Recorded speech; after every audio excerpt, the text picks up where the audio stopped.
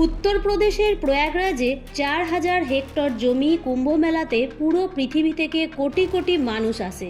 2013 সালের আয়োজিত কুম্ভ মেলা এখনও পর্যন্ত সব থেকে বড় ধার্মিক আয়োজন হিসেবে মানা হয়, যেখানে প্রায় 12 কোটির বেশি শ্রদ্ধেয় ব্যক্তি অংশগ্রহণ করেছিলেন।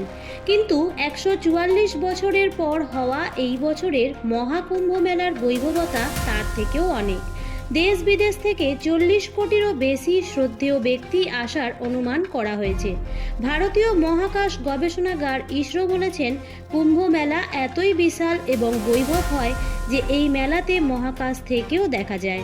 এবার আপনার মনে অবশ্যই এই প্রশ্ন এসে থাকবে যে এত বড় এবং প্রাচীন আয়োজন শুরু কবে থেকে হয়েছিল, আর এর পেছনের ইতিহাসই বা কী ছিল।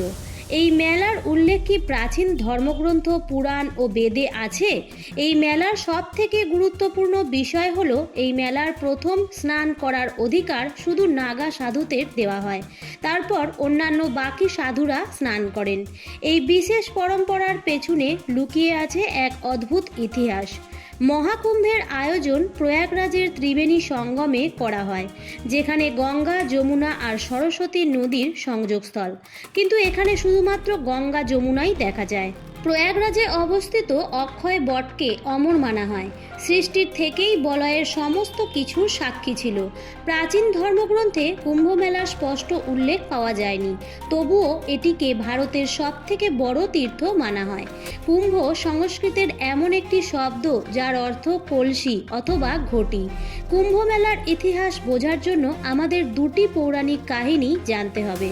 মহাকুম্ভ মেলার প্রথম কাহিনী সর্প এবং গরুর দেবের মধ্যে, যা ঋষি কশ্যপ এবং তার দুই স্ত্রী কদ্রু ও বিনতার সঙ্গে যুক্ত। কদ্রু ও বিনতা দুই বোন ছিলেন আর ঋষি কশ্যপের স্ত্রী ছিলেন। একদিন কদ্রু ঋষি কশ্যপের থেকে বর চাইলেন যে তার 1000 বিশাল ও শক্তিশালী পুত্র চায়। ঋষি কশ্যপ তথাস্তু বললেন, আর কদ্রু 1000 ডিম পেল। এসব দেখে বিনতাও বরদান চাইলেন। তিনি বললেন তার পুত্র সংখ্যায় কম হলেও তারা যেন কদ্রুর পুত্রের থেকে অধিক শক্তিশালী হয়। ঋষি কশ্যপ তাকেও তথাস্তু বললেন। এরপর বিনতাও দুটি বড় ডিম পেল। কদ্রুর 1000 ডিম ফেটে গেল। তার মধ্যে থেকে সাপ উৎপন্ন হলো, যাকে সর্পের মা মানা হয়। অন্যদিকে বিনতার ডিম ফুটছিল না, তাই অস্থির হয়ে তিনি সময়ের পূর্বেই একটি ডিম ফাটিয়ে ফেললেন। তার মধ্যে থেকে একটি অসম্পূর্ণ প্রাণী বেরিয়ে এলো, যার কোমর পর্যন্ত বিকশিত ছিল।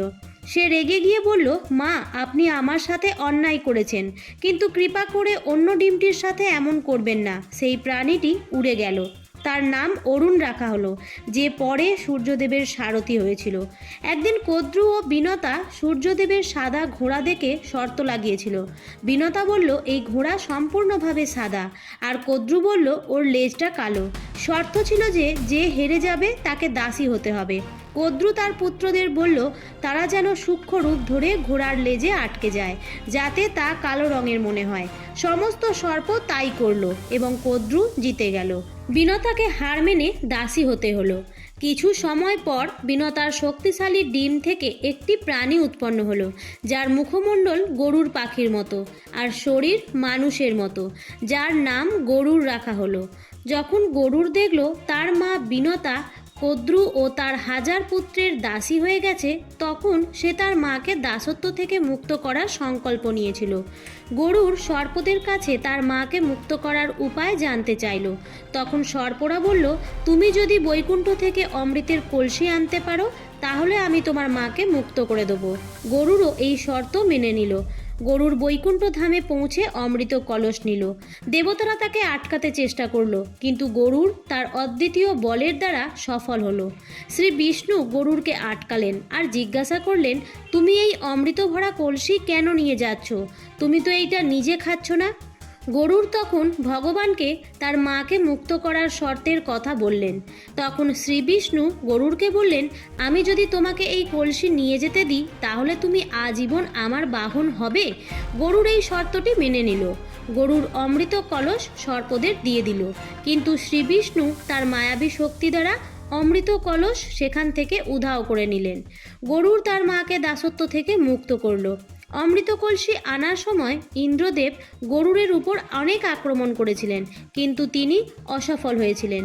সেই অমৃত কলস থেকে কিছু বিন্দু হরিদ্বার, প্রয়াগরাজ, উজ্জয়ন আর নাসিকে পড়েছিল। এই কারণেই এই 4টি পবিত্র স্থানে কুম্ভ মেলার আয়োজন হয়।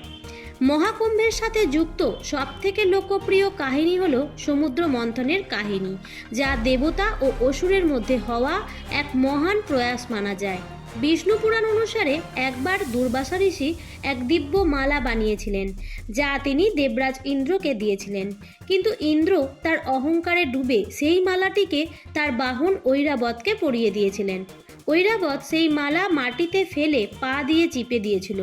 মহর্ষি দুর্বাসা এটিকে নিজের অপমান ভেবেছিলেন আর ক্রোধিত হয়ে ইন্দ্রকে অভিশাপ দিয়েছিলেন যে তার সমস্ত বৈভব এবং সমস্ত দেবতারা তাদের শক্তি হারিয়ে ফেলবেন। এই অভিশাপের ফলে দেবতারা দুর্বল হয়ে পড়েছিলেন আর অসুর দ্বারা পরাজিত হয়েছিলেন। নিজের বৈভব এবং শক্তিকে পুনরায় প্রাপ্ত করার জন্য শ্রী ব্রহ্মা দেবতাদের উপদেশ দিলেন যে অসুরদের সঙ্গে গিয়ে সমুদ্র মন্থন করুন। এই মন্থনের দ্বারা অমৃত উৎপন্ন হবে, যা পান করে আপনারা অমর হয়ে যাবেন। এই কথা যখন দেবতারা অসুরদের রাজা বলিকে বললেন, তখন তারাও সমুদ্র মন্থনের জন্য রাজি হয়ে গেল। বাসুকী নাগকে দড়ি বানানো হলো আর মন্দার পর্বতের সহায়তায় সমুদ্র মন্থন শ্রাবণ মাসে করা হয়েছিল। অমৃতের কলস পাওয়া মাত্রই অসুর এবং দেবতাদের মধ্যে যুদ্ধ শুরু হলো। বামন পুরাণ অনুসারে আচার্য বৃহস্পতি ইন্দ্রপুত্র জয়ন্তেকে অমৃতের কলসি নিয়ে পালাতে বললেন। অসুরেরা তার পিছনে 12 দিন ধরে দৌড়ল, যা মানুষদের কাছে 12 বছরের সমান ছিল। যুদ্ধের সময় অমৃত কলসি থেকে অমৃতের 12টি বিন্দু 12টি স্থানে পড়েছিল, যার মধ্যে 8টি স্থান দেবলোকে ছিল আর 4টি স্থান পৃথিবীর লোকে পড়েছিল: হরিদ্বার, প্রয়াগরাজ, উজ্জয়ন আর নাসিক। এগুলি সেই পবিত্র স্থান যেখানে অমৃত বিন্দু পড়ার কারণে কুম্ভ মেলার আয়োজন করা হয়। আর শ্রীমদ্ ভাগবত মহাপুরাণ অনুসারে সমুদ্র মন্থনের সময় 14টি রত্ন উৎপন্ন হয়েছিল। তার মধ্যে প্রথম রত্ন হলো হলাহল, যা এতটাই তীব্র ছিল যে সমস্ত দেবদেবীরা এবং দানবরা কষ্ট পাচ্ছিল। তখন ভগবান শিব দেবতা ও দানবদের সবাইকে রক্ষা করার জন্য হলাহল নিজেই পান করেছিলেন। এমনও বলা হয় যে যখন সমুদ্র মন্থন থেকে বেরোনো হলাহল ভগবান শিব পান করছিলেন, তখন তার কিছু বিন্দু পৃথিবীতে পড়ে গিয়েছিল। যেই ঘাসের ওপর বিন্দুগুলো পড়েছিল সেগুলো সাপ চেটে নিয়েছিল, যার প্রভাবে সাপের জিভ দুভাগ হয়ে গিয়েছিল। বিষের কিছু বিন্দু কাঁকড়া বিছে এবং অন্যান্য বিষাক্ত প্রাণীরা গ্রহণ করেছিল। তার কারণেই সমস্ত জীবগুলো বিষাক্ত হয়ে গিয়েছিল। এরপর কামধেনু, কল্পবৃক্ষ, কৌস্তব মণি, উচ্চে শ্রোবা নামক দিব্য অশ্ব ও ঐরাবত নামের দিব্য গজ, 84,000 অপ্সরা, লক্ষ্মী, চন্দ্রমা, সারঙ্গ ধনু, বৈদ্যরাজ ধন্বন্তরী, পাঞ্চজন্য শঙ্খ আর অমৃত কুম্ভ বের হলো, যা ভগবান শ্রীবিষ্ণু মোহিনী রূপে দেবতাদের পান করালেন। এর কিছু বিন্দু হরিদ্বারের গঙ্গা নদী, প্রয়াগরাজের ত্রিবেণী সঙ্গম গঙ্গা, যমুনা ও সরস্বতী, উজ্জয়নের শিপ্রা নদী, নাসিকের গোদাবরী নদীতে পড়েছিল। যেখানে অমৃতের বিন্দু পড়েছিল সেখানে কুম্ভ মেলার আয়োজন শুরু হলো।